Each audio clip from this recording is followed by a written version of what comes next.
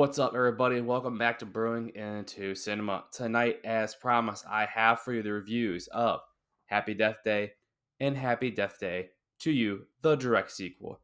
The first one came out in 2017, the second one came out in 2019.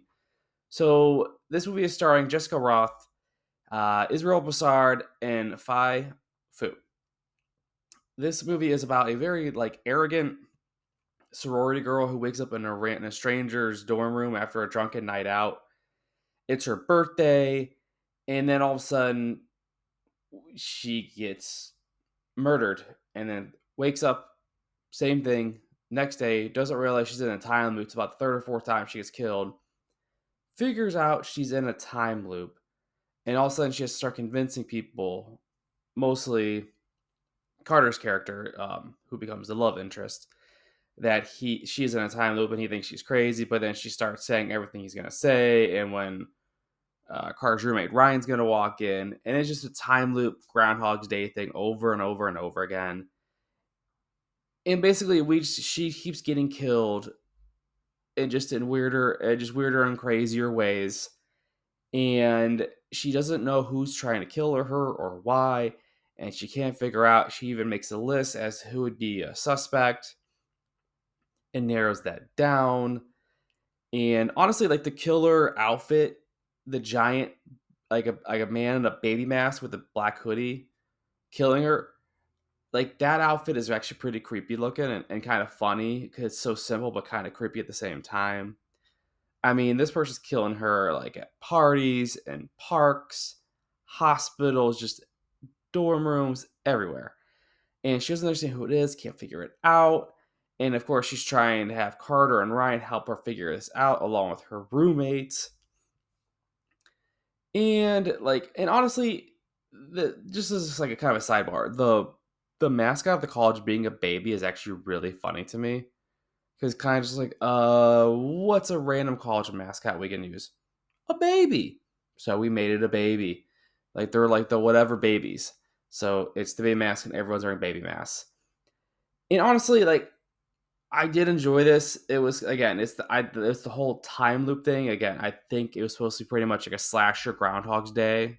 Essentially, is what it is, a time loop. The time loop's been done time and time again in cinematic history. This is just it's one of the movie tropes, time loops. This one just happened to be like a teen slasher time loop film.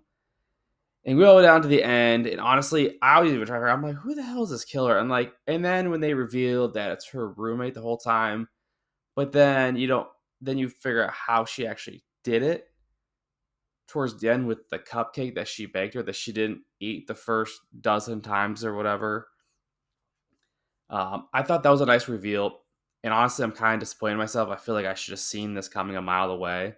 Cause it's like literally the only name I think she didn't write down on her list that she's going through. And I do like that when she goes to the hospital, that like her body's just beat up, and like they're like, oh, because it's all the time she's been killed, her body's getting more and more and more damage to it internally. And of course, we have like her main suspect is, of course, she thinks is, her roommate or the doctor slash professor that she's seeing on the side who was married. And we find out that her roommate is also seeing this doctor slash professor because her roommate is a nurse at the hospital. So that is the whole reason she keeps killing her and kills her. And then when that's revealed, she gets the whole kicks her out the window, kills her, and you have like the whole big finale. You're like, okay, decent little slasher film. You get the cool reveal at the end. Again, very disappointed in myself. I didn't pick up on who the killer was. With usually, I'm pretty good at that, but this one, for every reason, maybe I just wasn't paying enough attention. I don't know, or maybe the filmmakers just really outsmarted me on this one. I don't know. Um, and yeah, so basically, it just ends like it's like a Groundhog's Day. She finally figures out a way to get out of the time loop by solving her own murder and wakes up the next day, and then the guy gives her the same line that she's been giving him for like I think 12 or 13 times she's been killed at this point. And she thinks she's in the time loop again, and she's not. End film. And so they went ahead. It looks like they made a second one in 2019. So I didn't actually. I need to start looking up these box office numbers. That's something I'm gonna start adding to the show, to these reviews. I actually should start doing that. I'm not sure how this one did off the top of my head. The first one, that is, it must have done fairly well because they did make a second one called Happy Death Day to You, TU. That came out 2019. I believe these are both October releases. And this one falls in the category they have listed as horror slasher sci-fi. That's an interesting thing to have because in this version we start off with Carter's roommate Ryan waking up in the time loop. And so he's living the same day over and over and over again. And he keeps getting killed and he doesn't understand why this is happening, what's going on. Then of course he explains it to Tree and Carter, and then we find out that Ryan is actually like a big time like science guy, and he's working on like an electronic like wormhole power source thing in the science lab with his two lab partners, and that he is the actual reason for the time loop happening because it malfunctioned and sent Tree into the time loop. But and in this universe, it sent him into a time loop. And then it malfunctions again. And of course, our main character, our final girl, as we like to call him, Tree, gets sent back into her own time loop again to be killed over and over and over and over again. But this time, she has a bunch of smart people to work with her to try and figure this out. They keep writing different scenarios of ways to fix this machine that caused the ripple in the time loop, caused the wormhole. And of course, the whole thing gets taken away and shut down right before they can figure it out. And so, of course, then she has to go about basically just killing, like literally just killing herself, like over and over and over again, till the team that she has to reconvince every day to help her can figure out who the killer is. And again, it was a nice reveal. I thought at the end of the killer being Gregory, but the nice twist was Gregory, the doctor slash professor that she's seeing on the side, doesn't even know who she is when he takes off the mask. He doesn't understand why she's trying to stop this because we find out that it's just her roommate that's been hooking up with the doctor slash professor. And then the wife finds out, and the wife and Gregory said they're going to kill her together. And so, of course, Carter gets killed in one of these scenarios, so then she has to kill herself one last time to go back, kill Gregory, kill the wife. I believe she kills the wife. I can't remember. I only watched it the one time. I think she does.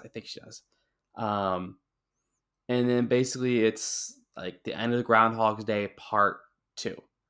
Again, the second one, not as good. It's kind of the same premise as the first one. It's the time loop, the killer, the baby, different killers time, different minor things are different in this universe. Um, like there's a little bit more of a love story with her and Carter. Like Carter is dating her other like bitchy roommate in this one, and she's like, "What the hell?" And she's like pissed off about it. So this whole film, she's trying to get Carter's love back to her.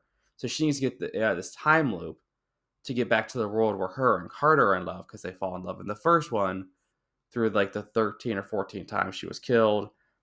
And of course, different things are just, it's just different scenarios, different universes that they go through. Um, Overall, they're teen slasher films. I believe there's another Bloomhouse Productions. They must have done fairly well to make a second one. Um, they are both on Peacock and FUBO or Fubo or whatever you guys want to call it, FUBO and Peacock right now for your basic subscriptions. If you guys want to give them a watch, I think they're each about an hour 30, hour 45. They're really short slasher films. If you don't, you're obviously not missing too much. The first one I liked. The second one I was kind of like, all right, it's just kind of the same thing again. Maybe I'm being too harsh. I don't know. I just expected a little more like blood, I guess, blood and guts. So this is very. Again, it's a slasher film, so it's not going to be too gory. But overall, I mean, these are probably like a mid movie at best, probably like a 5.5. The first one's probably maybe a 6. So again, you guys, if you want to see them, check them out. They're on Peacock and Fubo right now for basic subscriptions. And be sure to check out my next review I have cut up for you guys, which will be Abigail, which is also on Peacock. I really enjoyed this one. I'm glad it's finally on a streaming service. I was actually really impressed by this film. Again, I'll get into all that once we get to that. And I'm hoping to get another 3 to 4 more here in the next week and a half for you guys to finish out spooky season this month on a strong note. And be sure to like and subscribe to the channel down below. Helps me, helps the channel. Tell your family, tell your friends, and give it a share. And I will talk to y'all later. Peace.